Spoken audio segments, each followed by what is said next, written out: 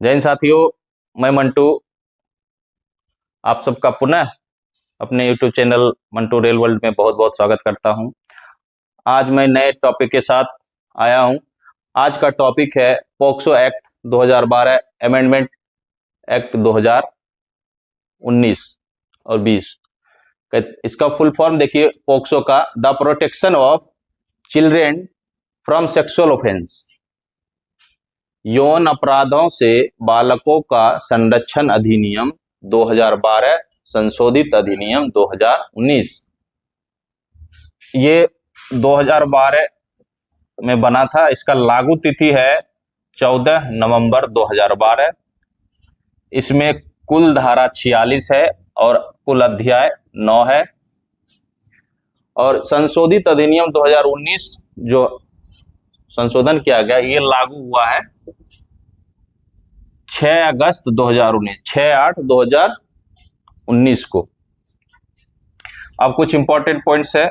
मेरे क्लास का जो शुरुआत होता है इंपॉर्टेंट पॉइंट्स से, अब उसमें देखते हैं कुछ इंपॉर्टेंट पॉइंट्स। पोक्सो एक्ट 2012 में बना था, सही है। इसमें संशोधन 2019 और 2020 में किया गया। अब अगला पॉइंट कहता है, पोक्सो एक्ट में 18 वर्ष से कम उम्र के बच्चों से किसी भी तरह का यौन व्यवहार इस कानून के दायरे में आता है। 18 वर्ष से कम बच्चे, चाहे वो लड़का हो तथा लड़की, ये ध्यान रखिएगा बच्चों में। अगला पॉइंट है, पोक्सो एक्ट में लड़के तथा लड़कियों को समान रूप से सुरक्षा प्रदान किया गया। क्या चीज? समान रूप से सुरक्षा प्रदान किया गया है लड़के तथा लड़की को पोक्सो एक्ट में। फिर अगला पॉइंट है, पोक्सो एक्ट के तहत मुकदमे की सुनवाई विशेष अदालत में होती है। ये इंपॉर्टेंट पॉइंट है, ये ध्यान रखिएगा। इसके लिए विशेष अदालत में इसकी सुनवाई होती है, ठीक है। फिर अगला पॉइंट क्या है?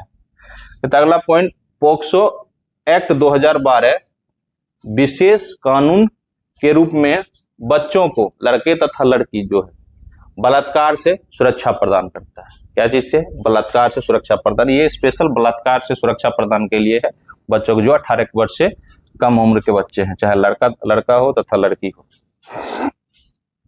अब अगला पॉइंट है, पोक्सो एक्ट में जांच प्रक्रिया के दौरान पुलिस की भूमिका के बारे में कहते हैं। पुलिस को बाल संरक्षण की भूमिका निभानी होगी। जांच प्रक्रिया के दौरान जो है ना, पुलिस को बाल संरक्षक की भूमिका निभानी पड़ती है। ये इंपॉर्टेंट पॉइंट है। फिर अगला पॉइंट है, पोक्सो एक्ट के तहत अपराध का निपटारा, अपराध की रिपोर्ट की तारीख, जिस दिन मुकदमा दर्ज किया जाता है, रिपोर्ट की तारीख से 1 वर्ष के भीतर जो है समाप्त पूरा करना पड़ता है। पोक्सो एक्ट के तहत अपराध का निपटारा जो होता है, खत्म करना पड़ता है अपराध की रिपोर्ट की तारीख से 1 वर्ष के भीतर। ये ध्यान रखना है। ये स्पेशल कानून है, इसलिए इसको 1 साल के भीतर ही इसका निपटारा करना पड़ता है। फिर अगला पॉइंट है, अगस्त 2019 में जो संशोधन किया गया, उसमें मृत्युदंड सहित कठोर कारावास जोड़ा गया। ये मृत्युदंड सहित कठोर कारावास पहले नहीं था, लेकिन ये 2019 के संशोधन में जोड़ा गया। ये विशेष इंपॉर्टेंट है, थोड़ा इसका भी विशेष ध्यान रखिएगा। अगला पॉइंट है, पोक्सो एक्ट के तहत होने वाले अपराध की जांच 60 दिनों के भीतर पूरी करनी होगी, पूरी होनी चाहिए। ये क्या कहता है? पोक्सो एक्ट के तहत होने वाले अपराधों की जांच 60 दिनों के भीतर पूरी होनी चाहिए। ये 60 दिन के अंदर जो है आपको जांच प्रक्रिया पूरा करना पड़ता है और न्यायालय में चार्जशीट दाखिल करना पड़ता है। फिर अगला पॉइंट है, पोक्सो रूल। ये पोक्सो रूल कब आया? 2020 में आया। पोक्सो रूल कब बना? 2020 में। ये लागू भी हुआ था 2020 में, 9/3/2020 को ये लागू हुआ। ये कुछ इसका पोक्सो एक्ट का कुछ परिचय था जो कि मैं आपको दिया हूं। फिर अब चलते हम लोग सेक्शन में चलेंगे। एक पॉइंट रह रहा था, मैं इसको फिर मेंशन कर दिया हूं। एक पॉइंट कहता है बालक के खिलाफ कौन सा व्यक्ति अपराध कर सकता है। बालक के खिलाफ इसमें एक प्रश्न बनता है कि एक बालक के खिलाफ कौन सा व्यक्ति अपराध कर सकता है। तो यहाँ देखिए, ए में कहता है कोई पुरुष कर सकता है बालक के खिलाफ, कोई महिला कर सकती है, कोई ट्रांसजेंडर कर सकता है। तो ये तीनों में कोई भी बालक के खिलाफ अपराध कर सकता है। बालक मतलब लड़की हो या लड़का हो जो 18 वर्ष से कम का है। फिर आते हैं धारा 1 पे। धारा में नाम विस्तार लागू। धारा 2 में परिभाषा दिया गया है। धारा 2 में परिभाषा दिया गया है। 2 के ए में देखिए क्या कहता है, जो इंपॉर्टेंट है मैं उसी को मेंशन किया। तो ए में कहता है गुरुतर प्रवेशन लैंगिक हमला, ए में। बी में कहता है गुरुतर लैंगिक हमला। फिर डी देखिए, डी में कहता है बालक। डी में बालक, बालक का इसमें क्या परिभाषा है, जिसकी उम्र 18 वर्ष से कम हो, चाहे वो लड़का हो या लड़की हो, वो बालक की श्रेणी में आएगा। फिर डी के ए में देखिए अश्लील साहित्य, जो किताब पुस्तक होता है उसके बारे में डी के ए में बताया गया है। एफ में बताया गया है प्रवेशन लैंगिक हमला, परिभाषा एफ में प्रवेशन लैंगिक हमला। आई में देखिए लैंगिक हमला के बारे में बताया गया है। एल में विशेष न्यायालय, ये इंपॉर्टेंट है, ये ध्यान रखिएगा कि विशेष न्यायालय एल में, क्या कि इसकी सुनवाई जो है विशेष न्यायालय में होता है। और एम में विशेष लोक अभियोजक, जो स्पेशल पीपी होते हैं, उसके बारे में एम में बताया गया। अब आते हैं धारा 3। धारा 3 कहता है प्रवेशन लैंगिक हमला। प्रवेशन लैंगिक हमला का एक थोड़ा सा पॉइंट है। तो यदि कोई व्यक्ति बच्चे के शरीर के किसी भी हिस्से से छेड़छाड़ करता है ताकि योनि, मूत्रमार्ग, गुदा या शरीर के किसी अन्य हिस्से में प्रवेश कर सके या बना सके, तो उसे प्रवेशक लैंगिक हमला कहा जाता है। ये इसका परिभाषा था, इसमें मेंशन कर दिया हूं। अब आते हैं इसमें प्रवेशन लैंगिक हमला का परिभाषा ही है। और अगर कोई इस अपराध करता है तो उसमें जो है दंड कहाँ दिया जाएगा, 4 में। 4 क्या कहता है, प्रवेशन लैंगिक हमला के लिए दंड क्या होगा। अब देखिए इसमें दंड जो है कहता है सजा जो है 10 वर्ष से कम नहीं होगा। धारा 4 कहता है कि 10 वर्ष से सजा कम नहीं होगा, लेकिन आजीवन कारावास तक बढ़ाया जा सकता है। अगर कोई बालक के साथ कोई अपराध इस तरह का किया है तो 10 वर्ष से कम नहीं होगा, लेकिन आजीवन कारावास तक उसको बढ़ाया जा सकता है, धारा 4 कहता है। अब धारा 5 में आते हैं। धारा 5 कहता है गुरुतर प्रवेशन लैंगिक हमला। ये प्रवेशन लैंगिक हमला था, उसके लिए दंड ये था। अब आ गया गुरुतर प्रवेशन लैंगिक हमला। ठीक, अब धारा 6 में कहता है गुरुतर प्रवेशन लैंगिक हमला के लिए दंड क्या होगा। अगर कोई अपराध धारा 5 में के तहत किया गया है तो उसको दंड जो है गुरुतर प्रवेशन लैंगिक हमला के लिए दंड धारा 6 में दिया जाएगा।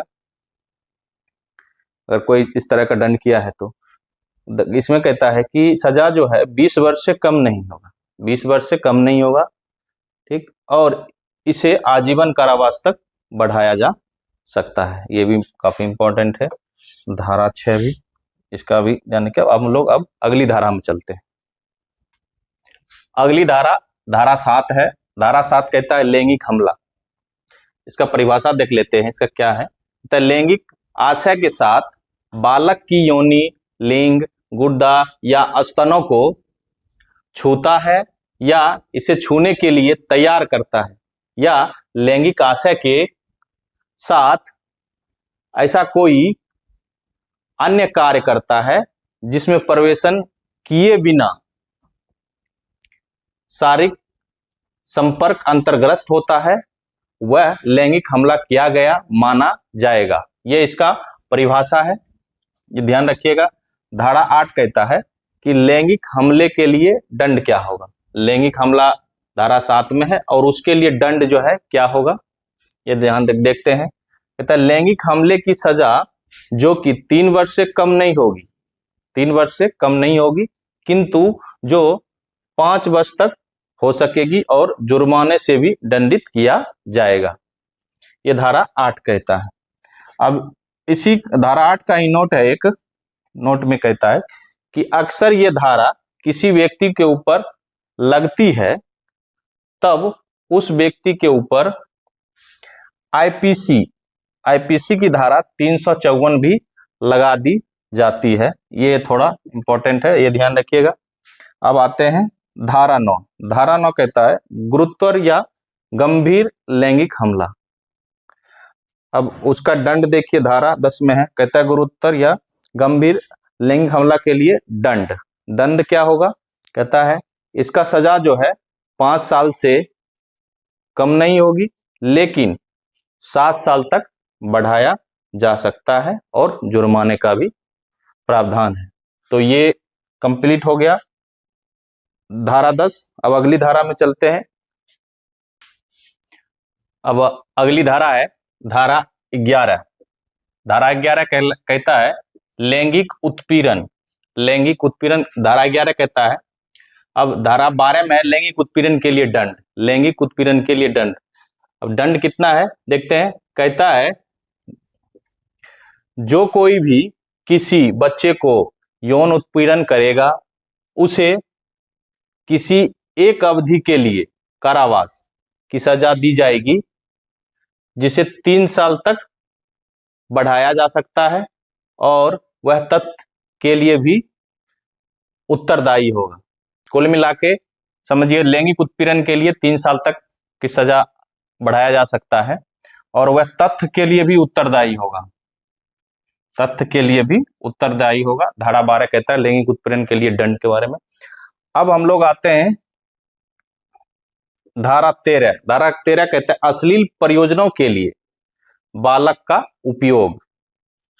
अब इसका दंड जो है धारा 14 में है, कहता है अश्लील प्रयोजनों के लिए बालक के उपयोग के लिए दंड में अब देखते हैं। कहता है जो कोई अश्लील प्रयोजनों के लिए बालक का उपयोग करेगा उसे 5 वर्ष से कम की सजा नहीं होगी और जुर्माना भी देना पड़ेगा। और दूसरी बार या पश्चातवर्ती दोष सिद्धि के लिए अगर वह दूसरी बार ऐसा अपराध करता है या बार बार करता है तो उस दशा में जो है कारावास जिसकी अवधि 7 वर्ष से कम नहीं होगी और जुर्माना भी देना पड़ेगा। ये चीज यहाँ ये धारा 14 क्लियर हो गया। अब एक चीज हर एक जो एग्जाम की तैयारी करता है उसके मन में एक कंफ्यूजन लगा रहता है। एक उदाहरण के तौर पे कहता हूं कि जैसे कोई व्यक्ति चोरी किया, तो चोरी सब कोई जानता है कि आईपीसी की धारा 378 में है, 378 में है, लेकिन जब उसके ऊपर सेक्शन लगाया जाता है तो वो 378 नहीं लगाया जाता है। आप ये जान लें जब उस व्यक्ति के ऊपर सेक्शन लगाया जाएगा तो 379 जिस सेक्शन में दंड का प्रावधान है, जिस सेक्शन में आप ये जान लें या बहुत लोग जानते भी होंगे या हो सकता है जो नए नए शुरुआत किए हैं उसके मन में थोड़ा कंफ्यूजन होगा, इसलिए मैं बता रहा हूं कि सेक्शन वही लगाया जाता है जिस सेक्शन में दंड होता है। जैसे 378 में है चोरी, तो ये सेक्शन नहीं लगेगा, जब भी लगेगा तो 379 लगेगा। ये हर एक सेक्शन के लिए, ये हर एक अधिनियम के लिए यही चीज है, जो स्पेशल लॉ हो या आईपीसी हो, इस सब के लिए ये जान लें कि सेक्शन वही लगाया जाता है जिस सेक्शन में दंड का प्रावधान है। तो ये हो सकता है कि बहुत आदमी जानते भी होंगे या जो नहीं जानते होंगे उनके मन में कंफ्यूजन रहता होगा। क्या है कि हम भी शुरुआत किए थे, हमारे मन में भी था कि भाई जब चोरी करता है तो 378 लगना चाहिए, नहीं तो 379 क्यों लगाया जाता है। तो धीरे धीरे हम भी पढ़ना शुरू किए, तब पता चला कि सेक्शन वो लगाया जाता है जिस सेक्शन में दंड का प्रावधान है। इसीलिए चोरी 378 आईपीसी में है, लेकिन दंड जो है 379 में। तो इसीलिए जब भी कोई सेक्शन चोरी का लगता है तो वो 379 का लगता है। मुझे लगता है कि ये जानकारी आप लोग को अच्छा लगा होगा, या जिसको भी कंफ्यूजन होगा वो इस कंफ्यूजन को दूर कर लेंगे। फिर चलते हैं अगली धाराओं में। अगली धारा है धारा 15। धारा 15 क्या कहता है, बालक को सम्मिलित करने वाली अश्लील सामग्री के भंडारण के लिए दंड। 15 कहता है बालक को सम्मिलित करने वाली अश्लील सामग्री, जो सामान होता है, के भंडारण के लिए दंड। इसका परिभाषा है कि अगर कोई व्यक्ति अश्लील सामग्री या पोर्नोग्राफी सामग्री, जो सामान होता है, का स्टोरेज करता है, वो भी किस लिए, तो कॉमर्शियल पर्पस से करता है। किस लिए, तो कॉमर्शियल पर्पस के लिए करता है स्टोरेज, जिसमें बच्चे को संलिप्त करता है, तो ऐसे व्यक्ति को सजा होगी जो 3 वर्ष तक का कारावास या जुर्माना या दोनों हो सकता है। ये धारा 15 कहता है। अब आइए धारा 16। धारा 16 कहता है किसी अपराध का दुष्प्रेरण।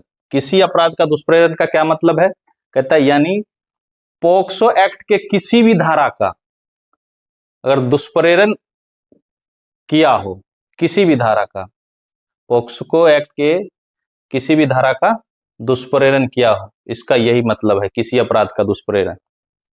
अब आते हैं धारा 17। यहां किसी अपराध के लिए दुष्प्रेरण किया तो वही है दुष्प्रेरण के लिए दंड। अब धारा 18 कहता है किसी अपराध को कारित करने के प्रयत्न के लिए दंड। अभी किसी भी अपराध को, मतलब है कि पोक्सो एक्ट के अपराध को किसी भी धारा में कह रहा है कि पोक्सो एक्ट की किसी भी धारा का प्रयत्न करता है, जो भी धारा हो, जितनी भी धारा है, उसमें किसी भी धारा का प्रयत्न करता है, तो उसी में आपको जो है धारा 18 में ही दंड दिया जाएगा। अब कुछ अलग से पॉइंट है, ये देखते हैं। कहते हैं पोक्सो एक्ट के अंतर्गत 16 वर्ष से कम उम्र के बच्चे पर पेनेट्रेटिव यौन हमला करता है। पेनेट्रेटिव यौन हमला करता है, तो उसे, कोई व्यक्ति अगर पेनेट्रेटिव यौन हमला करता है तो उसे 20 साल से लेकर आजीवन कारावास की सजा और जुर्माना भी हो सकता है। अगर कोई व्यक्ति जो है बच्चे के ऊपर पेनेट्रेटिव यौन हमला करता है तो उसे 20 साल से लेकर आजीवन कारावास की सजा और जुर्माना भी हो सकता है। अब इसी में है कि गंभीर पेनेट्रेटिव यौन हमला क्या होता है, वो देखते हैं। कहते हैं पोक्सो एक्ट के अंतर्गत गंभीर पेनेट्रेटिव यौन हमला तब माना जाएगी जब यदि वह हमला बालक पर, पोक्सो एक्ट के अंतर्गत गंभीर पेनेट्रेटिव यौन हमला माना जाएगा जब यदि वह हमला बालक पर किसके द्वारा किया जाएगा, अगर गंभीर है तो पुलिस अधिकारी द्वारा, सशस्त्र सेनाओं के सदस्य द्वारा, पब्लिक सर्वेंट के द्वारा किया जाएगा। ये सब अगर कोई करता है जो 16 वर्ष से कम उम्र के बच्चे के ऊपर, अगर कोई इस पुलिस अधिकारी या सशस्त्र सेनाओं के अध्यक्ष या पब्लिक सर्वेंट करता है तो वो गंभीर पेनेट्रेटिव यौन हमला के अंतर्गत आता है। उसमें जो कहता है गंभीर पेनेट्रेटिव यौन हमला में कहता है कि सजा 20 साल से लेकर मृत्यु दंड तक का है। यही जो 2019 में संशोधन हुआ है पोक्सो एक्ट में, इसी कहता है कि 20 साल से लेकर मृत्यु दंड तक का प्रावधान है गंभीर पेनेट्रेटिव यौन हमला में। देखते हैं और कुछ इंपॉर्टेंट सेक्शन को। अब अगली धारा है धारा 22। धारा 22 कहता है कि मिथ्या परिवाद या मिथ्या सूचना देने के लिए दंड। अगर पोक्सो एक्ट में कोई झूठा मुकदमा करता है या कोई झूठी सूचना देता है तो उसके लिए दंड धारा 22 में है। अब धारा 24 कहता है बालक के कथन को अभिलिखित किया जाना। धारा 24 में है बालक के कथन को अभिलिखित किया जाना। और धारा 25 कहता है मजिस्ट्रेट द्वारा बालक के कथन का अभिलेखन। मजिस्ट्रेट द्वारा बालक के कथन का अभिलेखन, ये धारा 25 है। धारा 27 कहता है बालक की चिकित्सीय परीक्षा। अगर किसी बालक के साथ कोई अपराध होता है तो उसके लिए चिकित्सा परीक्षा के बारे में ये 27 बताता है। धारा 28 कहता है विशेष न्यायालय के अविहित किया जाना, मतलब विशेष न्यायालय का गठन जो है आपका धारा 28 के तहत है। अब धारा 32 कहता है विशेष लोक अभियोजक, धारा 32 में विशेष लोक अभियोजक के बारे में है। धारा 36 है साक्ष्य देते समय, बहुत इंपॉर्टेंट है ये, थोड़ा इसको विशेष ध्यान रखिएगा। साक्ष्य देते समय बालक का अभियुक्त को ना दिखाना, बालक को अभियुक्त को ना दिखाना साक्ष्य देते समय। अब धारा 37 कहता है विचारण बंद कमरे में संचालन होगा। सीधी सी बात है कि विचारण जब भी होगा बंद कमरे में होगा, इसका विशेष ध्यान रखना है। अब जो है ये भी इंपॉर्टेंट है 37 भी।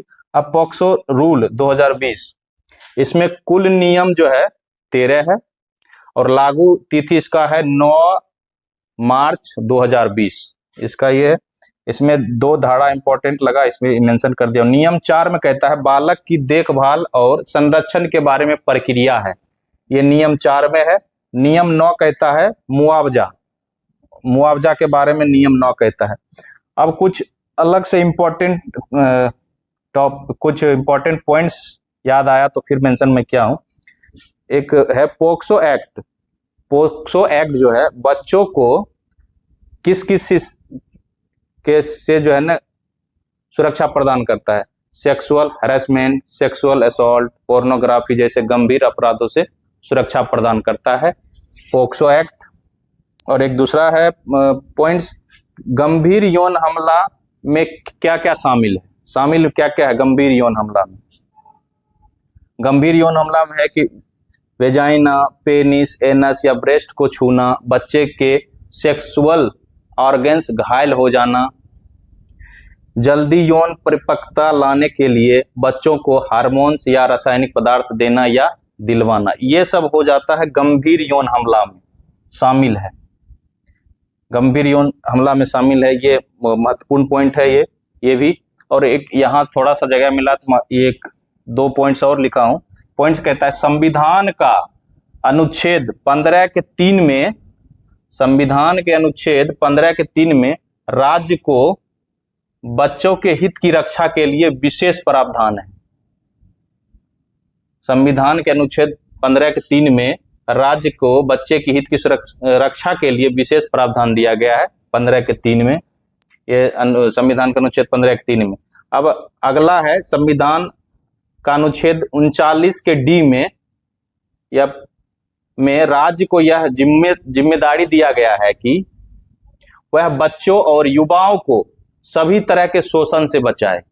ये अगला पॉइंट क्या कहता है, ये भी इंपॉर्टेंट है, थोड़ा याद रखिएगा। संविधान का अनुच्छेद 39 के डी में राज्य को यह जिम्मेदारी दिया गया है वह बच्चों और युवाओं को सभी तरह के शोषण से बचाए। अब हम लोग का ये पॉक्सो एक्ट 2012 अमेंडमेंट एक्ट 2019 ये कंप्लीट हो गया। अब अंत में यही कहेंगे कि अगर किसी भी तरह का आपको इसमें सुझाव या बात रखना हो तो आप कमेंट्स के माध्यम से जो है आप अपनी बात रख सकते हैं, और अगर सुधार क्या करना हो हम उसमें सुधार करेंगे।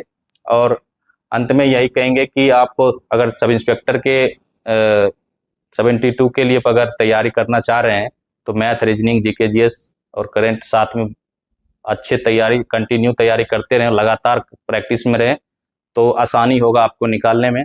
और क्लास खत्म करने से पहले यही कहेंगे, अगर मेरा वीडियो पसंद आता है तो आप लाइक करें, सब्सक्राइब करें और शेयर करें अपने दोस्तों में, ताकि उसे भी इसका लाभ मिले। फिर मिलते हैं अगली क्लास में। जय हिंद।